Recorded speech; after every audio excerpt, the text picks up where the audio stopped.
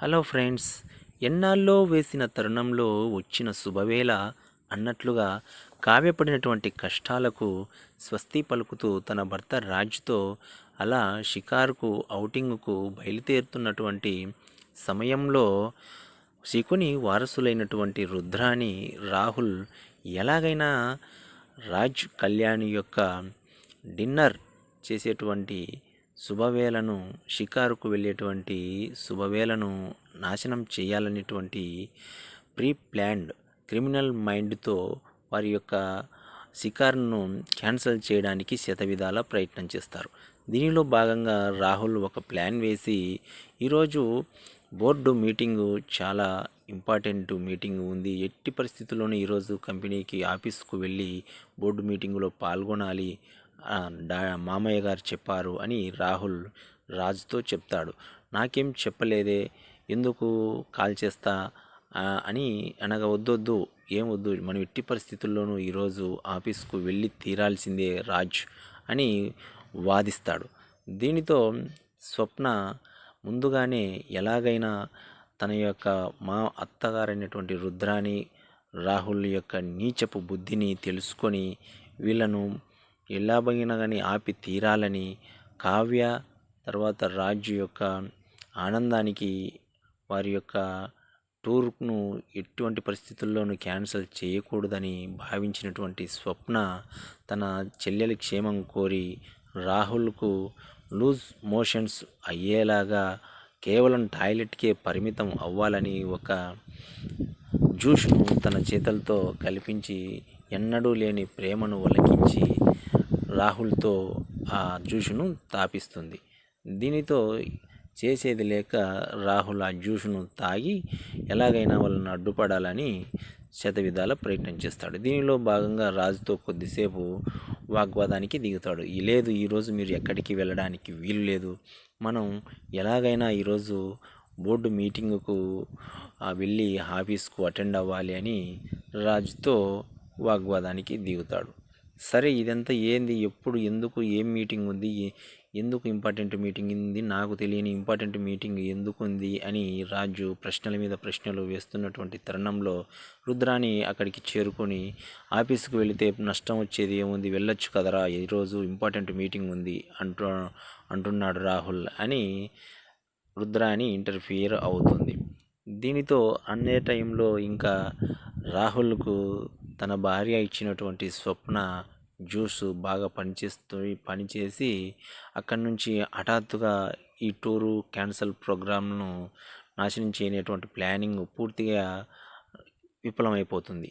దీనితో అతడు టాయిలెట్కు పరునారున పరిగెత్తాడు.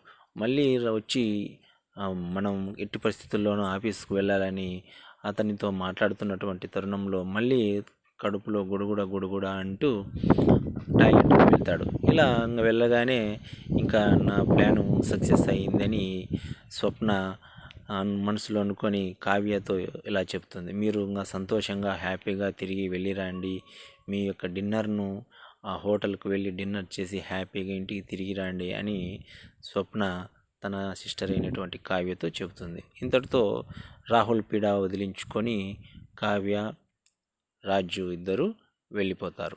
ఇది ఇలా ఉన్న తరుణంలో అటు సైడు కళ్యాణ్ తన బాధపడుతూ అప్పు యొక్క పరిస్థితిని అర్థం చేసుకుంటూ ఎలా ఉంటుందో, ఏం చేస్తుందో అని తనతో మాట్లాడడానికి ప్రయత్నం చేస్తాడు.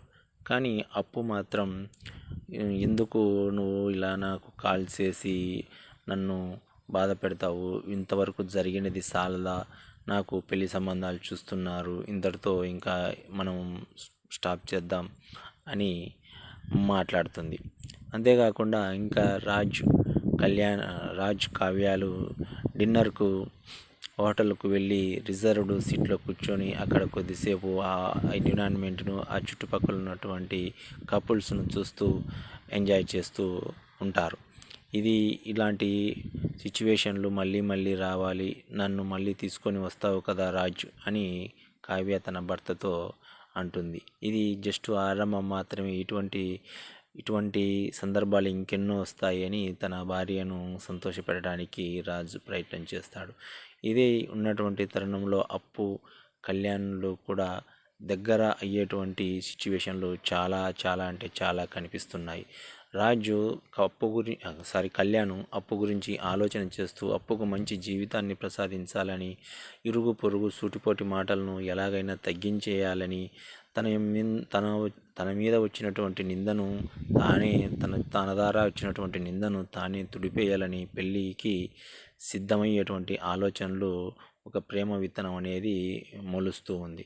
ఇది ఇలా ఉన్నటువంటి తరుణంలో రాజ్ కళ్యాణులు తిరిగి వస్తున్నటువంటి సందర్భంలో తన కారు ఏదో ట్రబుల్ ఇచ్చినటువంటి సిచ్యువేషన్ క్రియేట్ అయ్యి అక్కడ ఉన్నటువంటి ఒక హౌస్లోకి ఎంటర్ అవుతారు. ఆ రెయిన్ స్పాటు, ఆ రెయినింగు ఈ ఎన్నో సినిమాలలో చూసినటువంటి సందర్భంగా ఆ రెయిన్, ఆ సిచ్యువేషన్, ఆ ఎన్విరాన్మెంట్ను అడ్వాంటేజ్గా తీసుకొని ఒకరికొకరు దగ్గర అవుతూ ఉంటారు.